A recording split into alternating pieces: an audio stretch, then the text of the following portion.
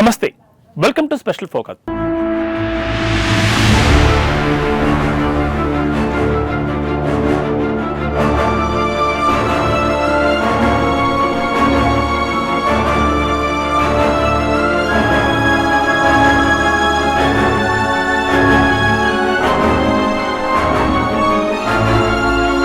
కాంగ్రెస్ ప్రభుత్వం అసెంబ్లీలో సమగ్ర కులగణన సర్వే రిపోర్టుపై చేసిన ప్రకటనపై అటు ప్రతిపక్షాలు ఇటు బీసీ సంఘాలు తీవ్ర అభ్యంతరం తెలుపుతున్నాయి. దీంతో పాటు మాటల యుద్ధం కూడా కొనసాగుతోంది. కులగణన సర్వే రిపోర్ట్ చరిత్రాత్మకమని, ఈ సర్వే ద్వారా దేశానికి తెలంగాణ రోల్ మోడల్ అవుతుందని ఆశించిన కాంగ్రెస్ ప్రభుత్వానికి సర్వేలో బీసీల జనాభా గణనీయంగా తగ్గడంపై బీసీ సంఘాల నుంచి అనేక ప్రశ్నలు ఎదురవుతున్నాయి.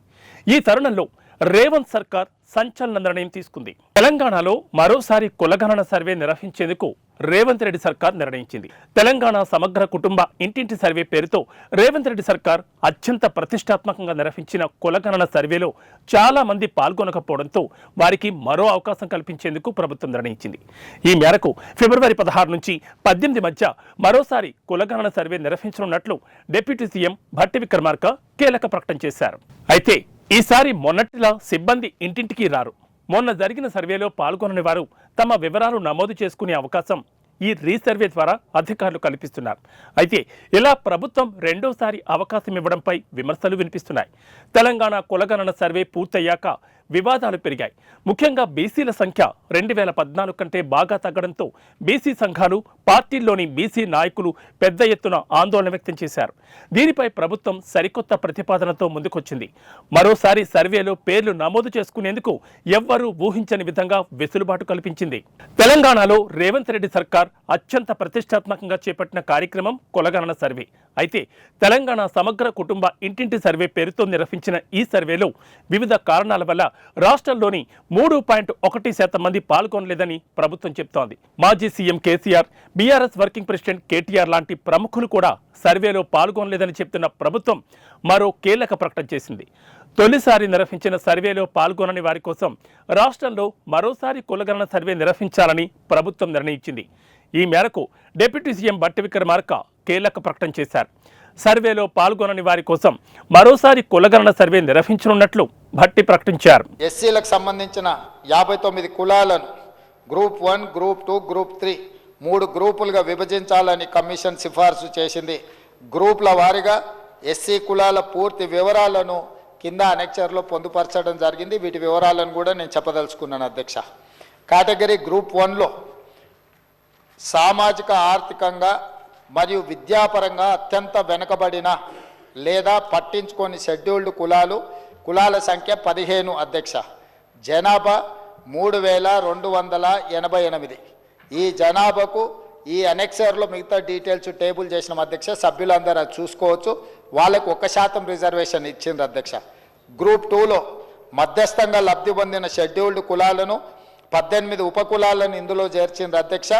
వీళ్ళు 62.748% ఈ ఎస్సీ కులాలలో ఉన్న పర్సంటేజ్ ఉన్నారు అధ్యక్ష. వీళ్లకు 9% రిజర్వేషన్ ఇచ్చిండ్రు అధ్యక్ష. అదేవిధంగా గ్రూప్ 3లో మెరుగైన ప్రయోజనం పొందిన షెడ్యూల్డ్ కులాలు 26 అధ్యక్ష. వీళ్ళు 33.963% పాపులేషన్ ఉన్నారు అధ్యక్ష. వీళ్ళకు 5% ఇచ్చిండ్రు అధ్యక్ష. మొత్తము ఎస్సీలలో 59 కులాలు ఉన్నాయి. వాళ్లకు 100% జనాభాలో 15% రిజర్వేషన్ ఇచ్చిండ్రు అధ్యక్ష. గ్రూప్ 1 కేటగిరీ కింద వచ్చే 15 కులాలకు 1% ఇచ్చిండ్రు. గ్రూప్ 2 కేటగిరీ కింద వచ్చే 18 కులాలకు 9% ఇచ్చిండ్రు. గ్రూప్ 3 కేటగిరీ కింద వచ్చే 26 కులాలకు 5%. ఈ విధంగా 15% రిజర్వేషను వివిధ ఉపకులాలకు కమిషన్ పంచివ్వడం జరిగింది అధ్యక్ష. అదేవిధంగా అధ్యక్ష, ఉద్యోగ ఖాళీలను క్రమబద్ధంగా మరియు సమాన పద్ధతిలో భర్తీ చేయడానికి కమిషన్ ప్రిఫరెన్షియల్ మోడల్ని ప్రతిపాదించింది అధ్యక్ష. గ్రూప్ 1లో నోటిఫై చేయబడిన మరియు భర్తీ చేయని ఖాళీలను తదుపరి ప్రాధాన్యత గ్రూప్ అంటే గ్రూప్ 2 ద్వారా భర్తీ చేయాలి. గ్రూప్ 2లో భర్తీ చేయని ఖాళీలను గ్రూప్ 3 ద్వారా భర్తీ చేయాలి. అన్ని గ్రూపులలో తగిన అభ్యర్థులు అందుబాటులో లేకపోతే భర్తీ చేయని ఖాళీలను క్యారీ ఫార్వర్డ్ కింద భర్తీ చేయాలి. కాగా ఈ సర్వేకు సంబంధించిన నివేదికను రేవంత్ రెడ్డి సర్కార్ అసెంబ్లీలో ప్రవేశపెట్టి రాష్ట్ర వ్యాప్తంగా మిశ్రమ స్పందన లభిస్తోంది. రిపోర్టులోని గణాంకాలపై పలు అనుమానాలు వ్యక్తమవుతుండగా చాలా మంది ఈ సర్వేలో పాల్గొనలేదని చెప్తున్నారు. కొన్ని ప్రాంతాల్లో అసలు సర్వే జరగనే లేదని చెప్తున్నారు. మరోవైపు మరోసారి సర్వే చేపడితే తాము పాల్గొంటామని ప్రభుత్వానికి పలు విజ్ఞప్తులు వస్తున్న నేపథ్యంలో మరోసారి కులగణన సర్వే నిర్వహిస్తున్నట్లు డిప్యూటీ సీఎం భట్టి విక్రమార్క ప్రకటించారు. ఈ మేరకు మీడియా సమావేశంలో మాట్లాడిన భట్టి విక్రమార్క కీలక విషయాలు వెల్లడించారు. తెలంగాణలో మరోసారి సమగ్ర కుటుంబ ఇంటింటి సర్వే చేపట్టనున్నట్లు స్పష్టం చేశారు. తొలిసారి చేపట్టిన కులగణన సర్వేలో ఎవరైతే పాల్గొనలేదో వారికి మరోసారి అవకాశం కల్పిస్తూ ప్రభుత్వం ఈ నిర్ణయం తీసుకుందని చెప్తున్నారు.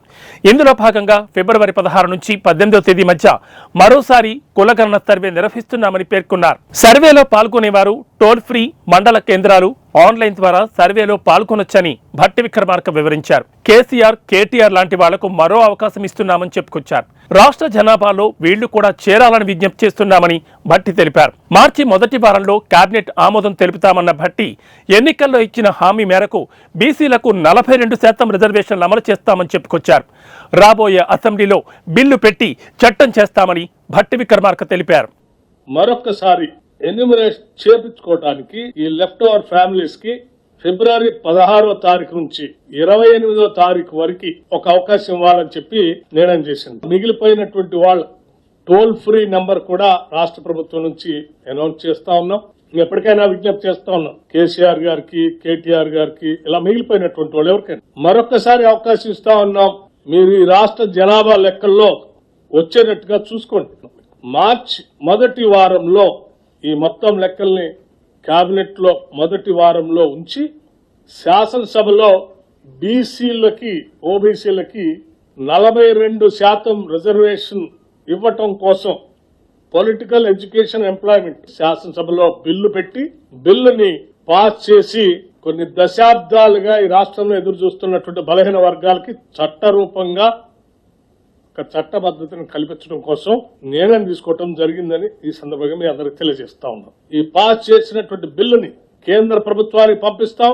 పార్లమెంట్ లో కూడా బిల్లుకు సంబంధించి కేంద్ర ప్రభుత్వం మీద ఒత్తిడి తీసుకొని వచ్చి బిల్లుని పార్లమెంట్ లో కూడా ప్రవేశపెట్టి దీని మీద ఆమోదం పొందడం కోసం మేము చేయాల్సిన ప్రయత్నం అంతా చేస్తాం.